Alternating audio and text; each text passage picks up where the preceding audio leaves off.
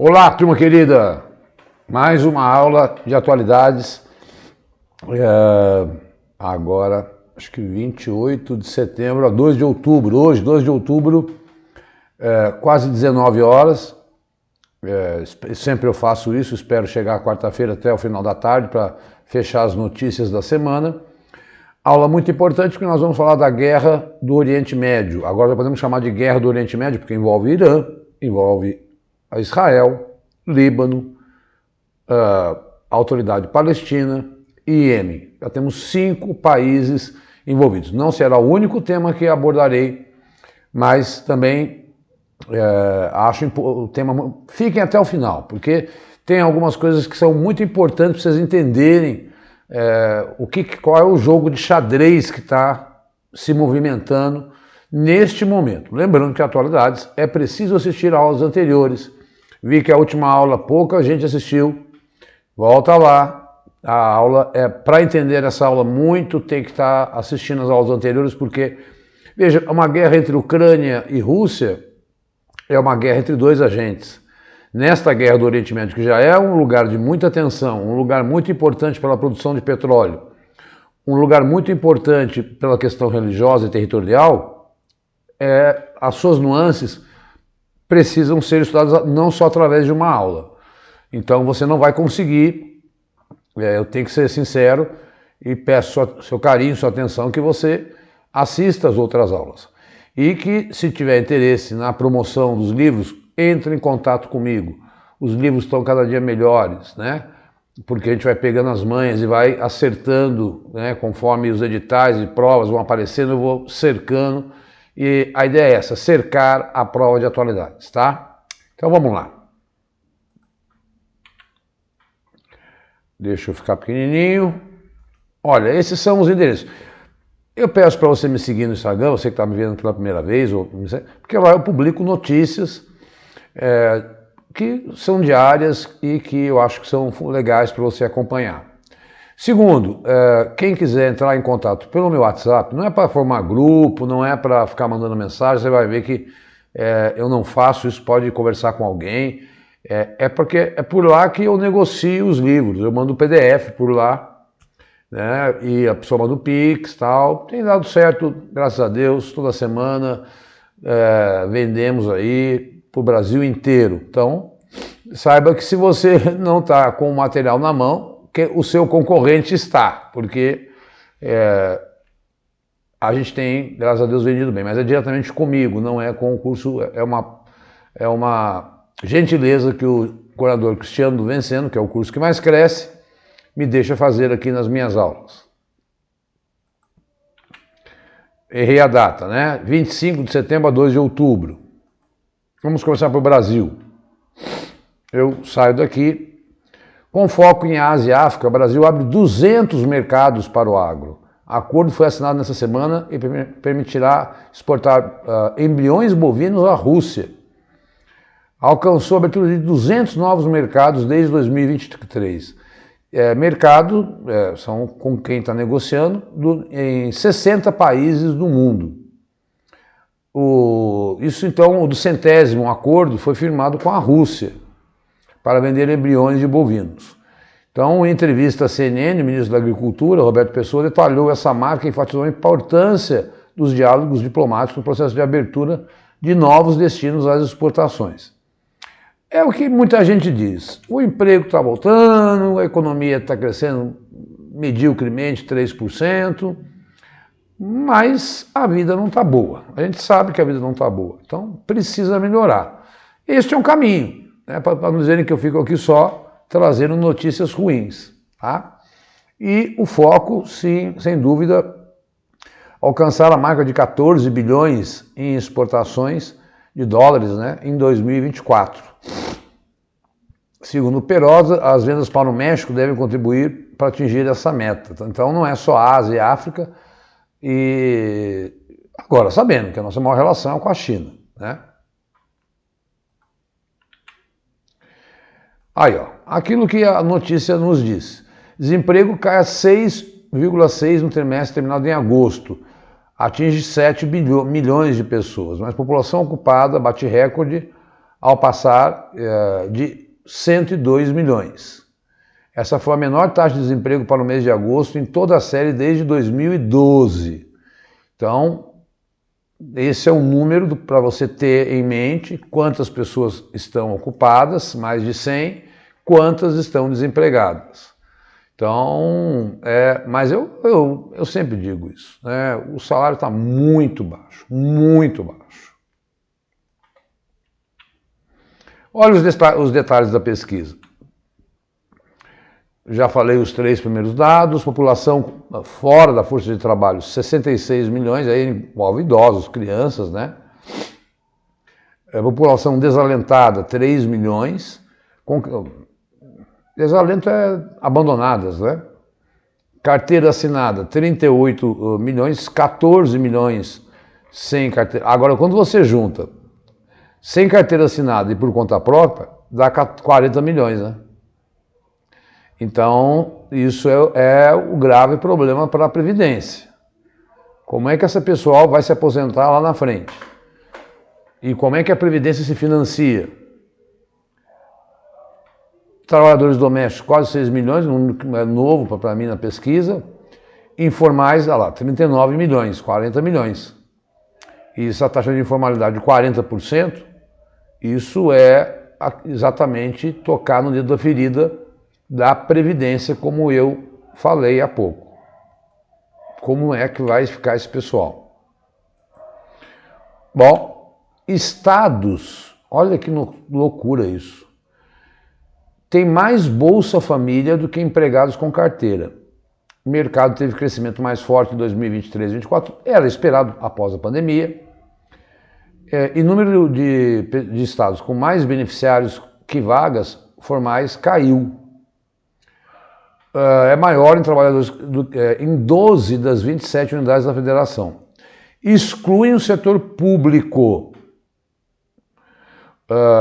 Mesmo com o aumento do número de pessoas com carteira assinada, em relação ao Bolsa da Família, essa vem ocorrendo desde 2023. Né? O número de pessoas de Bolsa Família é ainda maior em 12 estados do Brasil, ou seja, antes eram 8 estados. O programa aumentou, a última grande mudança foi o Rio Grande do Norte, mas eu tenho um número aqui. E o Maranhão é o estado onde essa relação de dependência é mais forte. Por aqui você tem um dado, ó. Eu sei que ficou pequeno, mas para quem é assinante daí, é a grande sugestão de ser assinante, porque você recebe o PDF, né? Beneficiários do Bolsa Família, 1.200.000. Empregos com carteira assinada. Você vai ver que, olha lá, o que está laranjinha, que são os 12 estados, é o Norte e Nordeste, né? E isso dá um pouco aí a leitura para muita gente na questão eleitoral. E São Paulo é o estado que tem mais... Cuidado, que São Paulo é o estado que tem mais pessoas recebendo Bolsa Família no Brasil. Porém, empregados com carteira, 14 milhões. Então, olha a pegadinha. Maranhão é o dobro de pessoas que recebem em relação aos empregados. Números absolutos, São Paulo é o que tem mais, porque tem a maior população, 45 milhões. Então, cuidado ao analisar essa pegadinha aí, tá? Dá uma analisada, tudo que é gráfico, dado, dá uma lida com calma, principalmente se tem um concurso que é relevante aí no seu estado e pede informações sobre o seu estado, e tem economia e tem alguma coisa ligada à administração pública, é muito importante. Às vezes, não, atualidades não me serve. Ajuda a entender administração pública, política pública, para concursos que pedem esse tipo de questão. Eu já vi isso aparecer, né, tá? em questões de administração pública. Bem legal esse gráfico, né? Está lá no Poder 360. A gente junta dados de vários... Poxa, hoje você está bem rápido em Brasil. Não é que eu estou rápido em Brasil. O presidente Lula está viajando, então muita coisa está sendo discutida lá fora. Tá, já voltou, afinal. Mas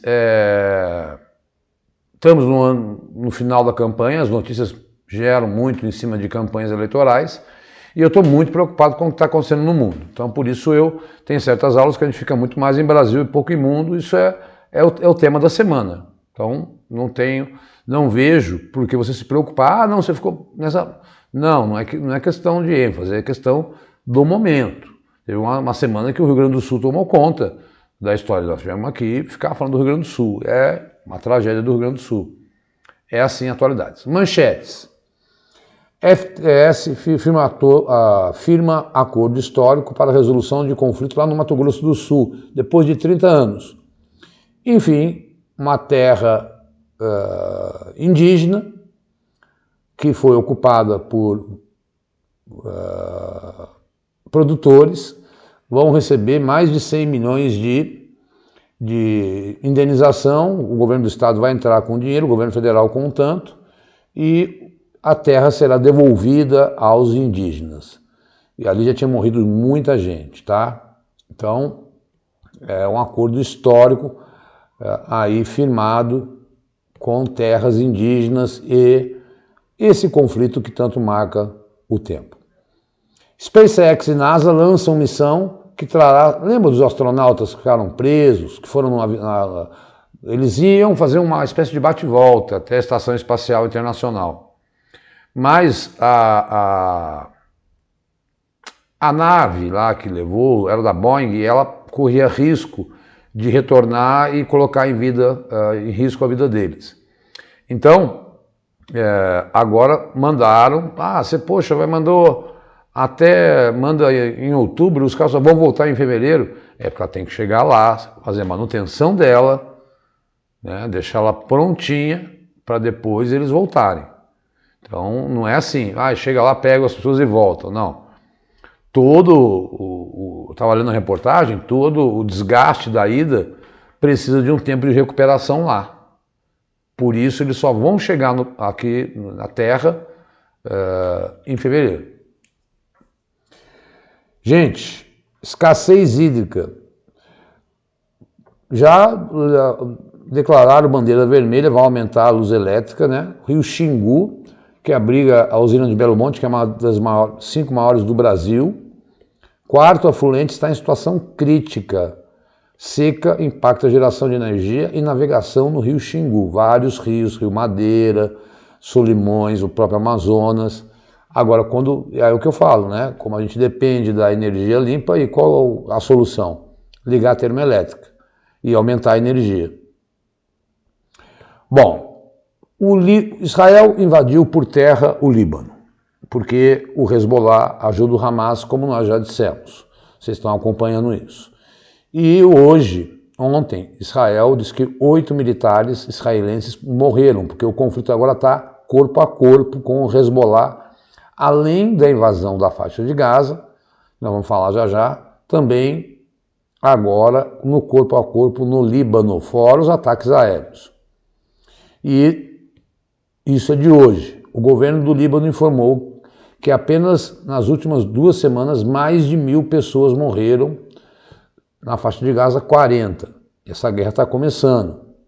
Não sabemos o que vai dar. O que eu posso dizer é aquela escalada que eu havia dito em últimas aulas, agora chegou. A guerra tomou proporções que me fizeram nessa aula colocar muitas informações para vocês, tá?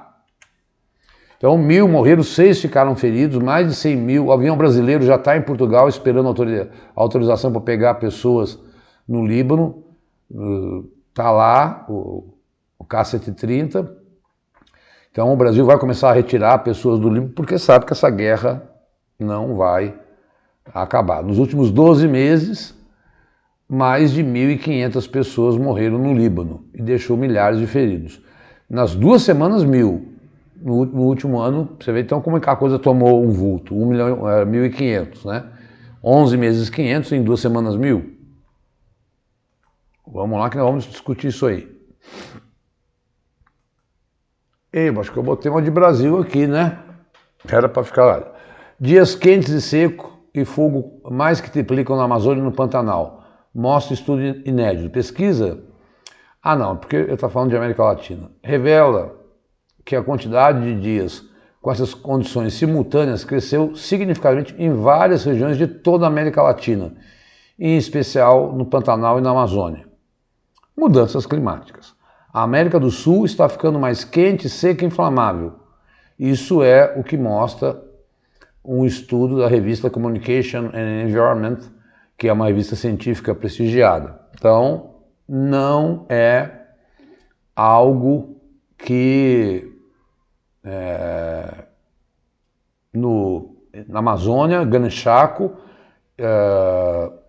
no Pantanal, que Grande Chaco é uma região que pega o Paraguai e o Pantanal, e a região de Maracaibo, na Venezuela. Então, se vocês quiserem saber, né, agora nós, condições de dias quentes, pelo menos 20 dias por ano, agora aumentaram para 70 dias por ano. Então não é algo que só impacta o Brasil, tá? Então quando você pega os biomas, a Amazônia ela avança pela Venezuela, pela Colômbia, pelo Peru, o Pantanal avança pelo Paraguai. Então, olhando no contexto de América Latina, de 20 para 70 dias quentes, um calor insuportável. Hoje, dia 2, fez aqui em São Paulo, você não imagina, bateu recorde, né? Ao ponto de eu estar voltando do trabalho por volta de 1 da tarde e ter que parar na sombra, por conta, tomar uma água e continuar minha caminhada de retorno.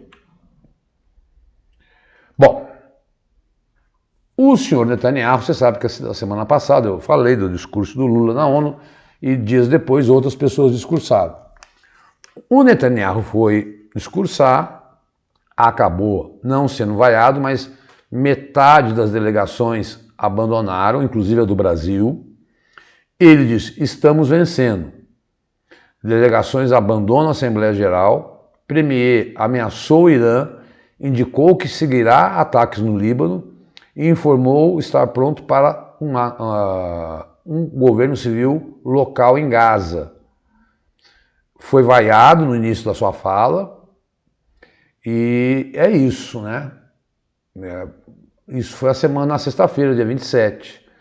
A guerra não tinha, assim, já estava atacando o Líbano,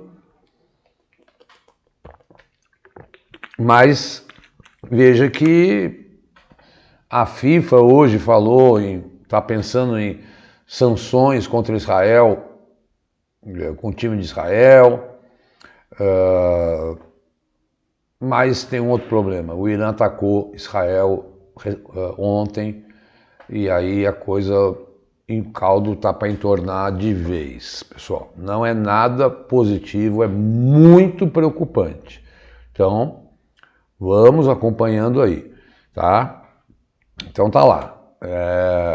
Não é porque eu fiz essa escolha, é porque realmente é preocupante o que está acontecendo no Oriente Médio. Não menos preocupante do que acontece nos conflitos da África, que passa fome, que tem pandemia, epidemias. Todavia, como se diz, o Oriente Médio não é um barril de petróleo, não é um barril de pólvora, é um barril de petróleo, que para incendiar qualquer faísca tem cheio de grupo extremista. Os americanos, os Estados Unidos são declarados aliados de Israel. O Irã declara que os americanos são seus inimigos. Então envolvem grandes potências. Vocês vão ver no último slide o que é que eu estou dizendo que pode, até onde pode chegar, segundo analistas, esse conflito. Por isso fique até o final, veja a promoção dos livros, não sai daí. Vamos lá. Então, tem até um vídeo que sai da notícia.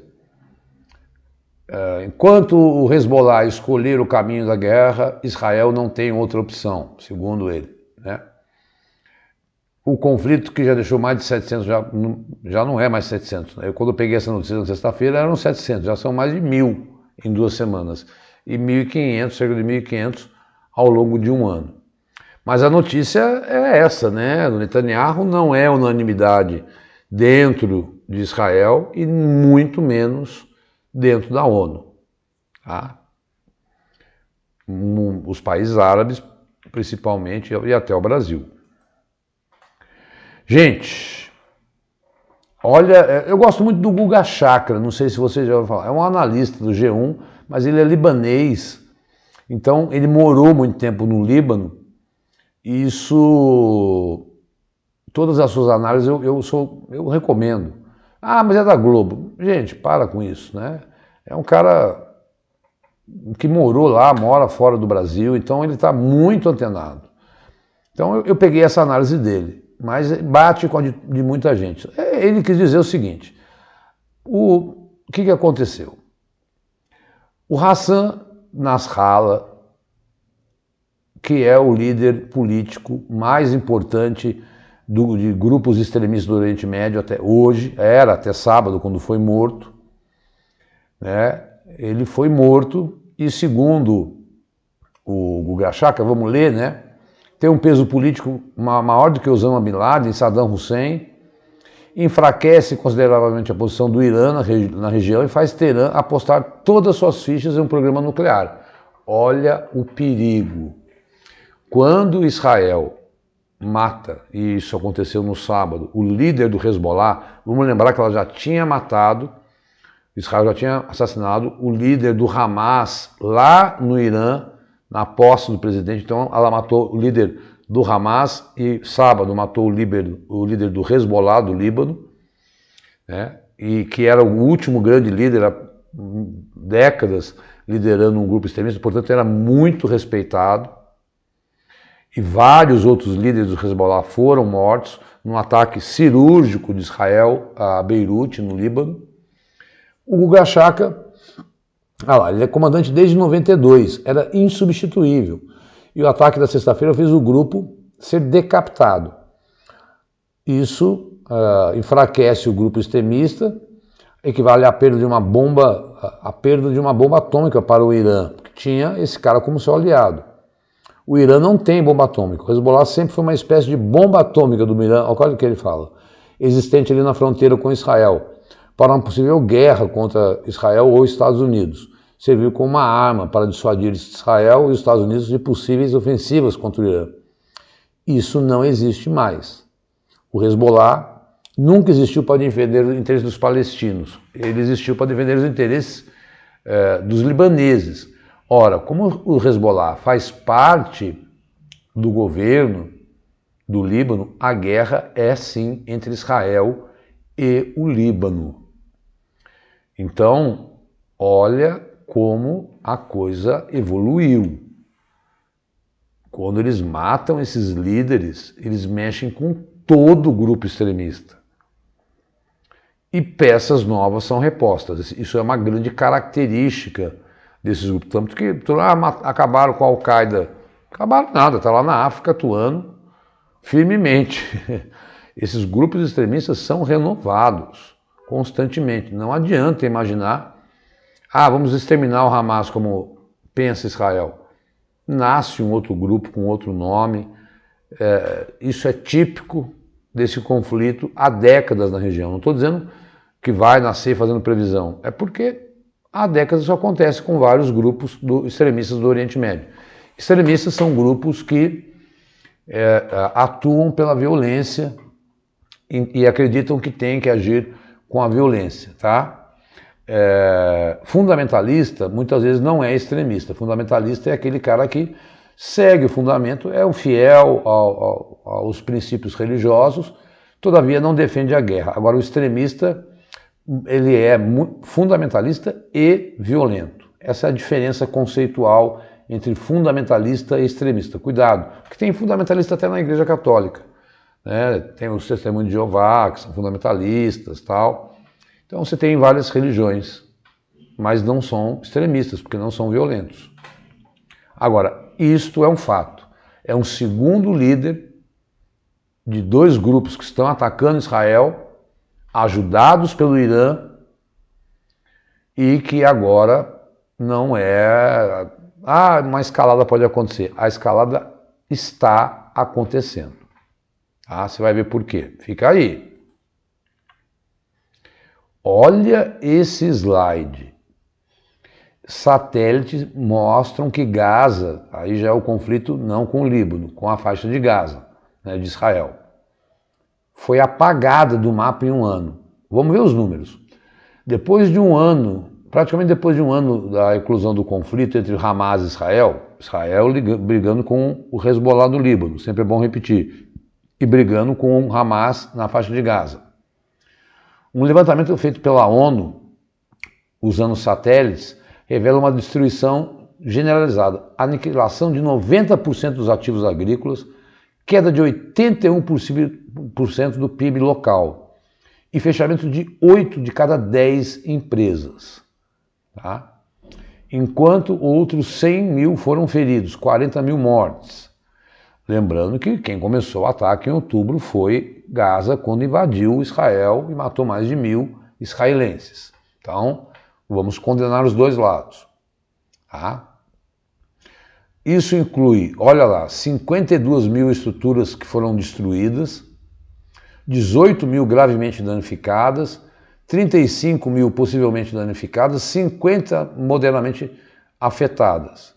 Então, de 3 a 6 de setembro. Aproximadamente 70% dos campos de cultivo permanentes na faixa de Gaza, um declínio significativo em termos de saúde e densidade. Então, perdeu 81% do seu PIB. Terra arrasada. Terra arrasada. E o temor é se agora Israel, que entrou no Líbano, que é um país que tem católico ortodoxo, é um país sem o Hezbollah muito bem visto pelo mundo do Oriente Médio, faz esse mesmo tipo de ação, é uma guerra alucinada. Por isso que eu falo, quando olhamos entre Ucrânia e Rússia, uma guerra que é mais longa, mais cara, né, que envolve muita gente também, mas vamos ver o último slide. Tô te chavecando, né? Não, não é isso que eu quero ir aqui. Bom, só para a gente não... Daqui a pouco a gente volta, porque as notícias vão pintando e a gente vai trazendo para vocês. Mais um país teve eleições gerais, agora a Áustria, e a extrema-direita venceu. Partido da Liberdade da Áustria. Agora, precisa formar uma colisão, porque ele teve, no domingo, 29% dos votos. Você sabe que no parlamentarismo é preciso ter 50%. Né? O Partido Popular Austríaco do atual teve 26%, os social-democratas 21%. Eles disseram que não vão compor com a extrema-direita. Então, dificilmente, o que deve acontecer é uma nova eleição, mais 30% da Áustria. Vamos lembrar que Hitler era austríaco. Né? Então, assim o governo atual, formado por uma coalizão de partido e ambientalistas às vezes, perdeu sua maioria na Câmara. Então, amanhã haverá uma onda azul, tal. Muita gente que, obviamente, todo mundo tem medo dessa extrema-direita austríaca, né? Para se tornar o novo líder da Áustria, não sei nem falar o nome, Kekl, precisaria de uma colisão para comandar uma maioria parlamentar, mas os rivais já disseram que não trabalharão com ele. Então, venceu, tem maioria no parlamento, mas quando se juntarem os outros, social-democratas, o Partido Popular, de centro e tal, aí há uma colisão contrária a ele, mas o partido dele é o maior partido, né? Partido Liberdade da Áustria. E a pauta de extrema-direita, eu tenho dito, independente da posição de cada um, ela é uma pauta que envolve não ao imigrante, negação da mudança climática e um cristianismo radical. Esses três eixos são que marcam muito as pautas da extrema-direita europeia. Bom, chegamos aí a finalmente aquilo que eu queria e me preocupava, e é o que eu estou gravando hoje, dia 2 de outubro. Não sei o que vai acontecer daqui para frente, mas a escalada já agora mudou, não é mais uma guerra de Israel contra a faixa de Gaza. Como eu falei, o Iêmen já tentou atacar Israel, Israel já atacou o Iêmen. Israel, tudo isso começou quando o Hamas atacou Israel, mas era Israel a faixa de Gaza, agora já não é. O Líbano e agora o Irã. E eu quero mostrar para você qual é o papel do Irã.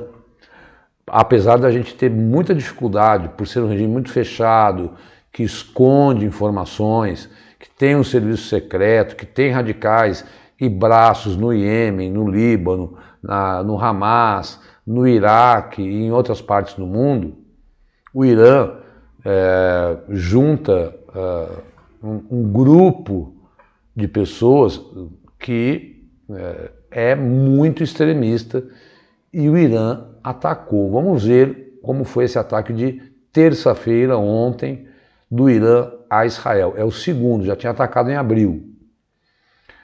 Muito porque, como eu falei, Israel matou no sábado o líder do Hezbollah. E o Irã... E hoje teve reunião do Conselho de Segurança da ONU, estava lá o Israel dizendo que tem condições de atingir qualquer país do Oriente Médio e que não vai parar com a guerra no Líbano. O Líbano disse que também não vai parar, o Irã disse também que não vai parar e declarou eles inimigos. Os Estados Unidos disse, olha, nós ajuda incondicional a Israel, condenando o Irã. Ou seja, o Irã entrou na guerra, que é uma guerra do Oriente Médio. Daqui a pouco a gente vai ter um nome para ela aí, os jornalistas adoram batizar. Vamos ver como é que foi esse ataque de ontem. Olha, então, o Irã, deixa eu botar aqui, o Irã disparou 200 mísseis em direção. Você sabe que, com a ajuda até da França, Israel tem o Domo de Ferro, que intercepta mísseis. 90% foi interceptado, mas muitos mísseis, né, atingiram mesquitas, sinagogas, hospitais, escolas. Então, alguns detalhes desse ataque de ontem. Segundo o Irã, a investida foi uma retaliação em razão das recentes mortes de chefes do Hezbollah. Autoridades iranianas argumentaram ainda que qualquer contra-ataque resultará numa grande destruição para Israel, ou seja, a coisa não vai parar. Já o Israel, Benjamin Netanyahu, afirmou que o Irã cometeu um grande erro e irá pagar. Então, os dois estão apertando o discurso que, na verdade, vai levar ao aumento da guerra. Prometem vingança com uma resposta surpresa e precisa. Então, vamos ver o que Israel vai fazer com o Irã. O governo de Israel informou que 2 pessoas ficaram feridas sem gravidade e que não houve registro de prédios ou residências atingidos. A maior parte atingiu Tel Aviv, que é a capital econômica, que é uma Nova York de Israel, onde houve uma série de explosões. A população teve de se proteger em bunkers, eles têm, né, por mais de 1 hora. O espaço aéreo fechou, né? Pouco antes dos bombardeios, um atentado a tiros deixou 8 mortos, 8 israelenses em Tel Aviv. E Joe Biden ordenou que os militares dos Estados Unidos ajudem na defesa de Israel, segundo o Conselho de Segurança da Casa Branca. Pronto, gente. Era essa a grande notícia dessa aula. Né? Deixa eu até molhar, muito calor, muito seco. É o segundo ataque do Irã a Israel, coisa que não havia acontecido na história ainda, só em 2024. O primeiro em abril e agora em outubro de 2024. Eu tenho certeza que Israel vai reagir. E a reação de Israel pode movimentar vários outros países, dependendo de como for esse ataque, se envolverem civis, mortos, porque tem morrido civil no Líbano, tem morrido crianças e mulheres no Líbano, né? Não, Israel diz, não, só estou atacando locais do Hezbollah, acaba não sendo uma verdade, porque esses mísseis não são tão perfeitos assim, e tem prédio onde mora gente do Hezbollah e mora pessoas que não são do Hezbollah. E daí? Isso lá no Líbano. Agora, imagina se isso acontece no Irã. Eu temo, porque o Irã pode, mesmo se não sendo patinho feio aí do Oriente Médio, porque ele é de maioria xiita, e os xiitas são minoria, né? Por exemplo, a Arábia Saudita não é alinhada com o Irã, né? Mas o Egito já condenou Israel. E o Egito tem uma potência militar e faz fronteira com Israel. Só o Egito entrando na guerra já complica tudo, porque mexe com o canal de Suez, onde passa comércio mundial. É isso que eu quero chamar a atenção, dos impactos que essa guerra você tem que analisar em escala mundial, porque além entre Ucrânia e Rússia, afetou o mundo? Afetou, mas a China salvou a Rússia, né? De certa forma. Agora, uma guerra no Oriente Médio mexe com transporte econômico, por causa do canal de Suez que liga o Mediterrâneo ao Oceano Pacífico, mexe com produção de petróleo, e aí mexe com tudo no mundo. Então, voltando, tá aí a notícia bomba. Eu nem numerei as notícias, mas são mais de 10, tá? Eu esqueci, comi bola. Vamos para o próximo slide. Olha lá. Guerra no Oriente Médio. Entenda o papel e o tamanho do Irã na produção de petróleo do mundo. Quero ler com vocês. Ataques do Irã e Israel trouxeram impacto imediato nos preços do petróleo hoje, que pode contaminar o preço da gasolina dentro do Brasil. O novo capítulo da guerra no Oriente Médio com o Irã atacando Israel fez com que uma preocupação para além da tragédia humanitária também tomasse conta do mundo, a produção e o preço do petróleo. O petróleo subiu 4% após o Irã disparar mísseis hoje. Tá? O Oriente Médio é uma das regiões mais importantes para a produção do mundo. Segundo o Instituto de Petróleo e Gás, o Irã é o 7º maior produtor de petróleo do mundo, com a produção de quase 44 milhões de barris por dia. Com esse número, o país respondeu por quase 5% de toda a produção mundial, que foi de 82 milhões por dia. Pra você ter uma ideia de como se produz petróleo. Mas isso não, embora sozinho pareça não ter tanta relevância na produção, agora é que eu quero chegar à grande conclusão. O Irã tem um papel chave como membro da OPEP. Esse é o cartel de petróleo mais importante do mundo e é quem determina na prática os rumos do preço do petróleo. Entre os países membros da OPEP e aliados estão a Arábia Saudita, Kuwait, Emirados Árabes, Venezuela e Rússia, por exemplo. E a Rússia tem proximidade com o Irã. Ambos estão ao lado, por exemplo, de Bashar al-Assad na Síria. Ou seja, mexer com o Irã é mexer com a OPEP. Está vendo como nesse jogo de xadrez a gente tem que considerar vários elementos, não é só um atacando uma bomba que cai num território, outra bomba que cai no outro território, não. Eu não acredito, até porque tem que passar pelo Iraque, que o Israel vai atacar. Israel ataca, invade por terra o Líbano porque faz fronteira, mas não faz com Israel. Então, para chegar até lá, acontece que Israel tem bomba nuclear. E o Irã está na iminência de construir a sua. Esses caras são extremistas, dos dois lados. O Netanyahu é um extremista radical dos judeus. Eu, pessoalmente, Diogo, estou preocupado nisso que eu estou vendo no mundo. Né? É uma sensação semelhante àquilo que eu estava tendo na pandemia. Né? De uma angústia de ver o mundo nessa situação. Porque eu entendo, ao estudar, a gente vai vendo os outros elementos. Veja mais essa informação, quer ver? Estreia de Hormuz, que eu já vou mostrar para você onde é. Um aspecto final que traz do Irã uma região estratégica para o mercado é a sua localização. Passa entre 20 e 30 milhões de barris de petróleo todo dia. E eles podem fechar, mas lógico, eles não vão fechar porque vai prejudicar outros países, mas eles atacam países que é navios, embarcações de países que são aliados de Israel. Então olha aqui o Estreito de Hormuz. Tá aí, ó. Ali não é o Canal do Suez, o Canal do Suez é à esquerda da Arábia Saudita, mas Iraque tem saída, Kuwait, Arábia Saudita, Emirados Árabes, Omã, e olha o Irã, onde é que está.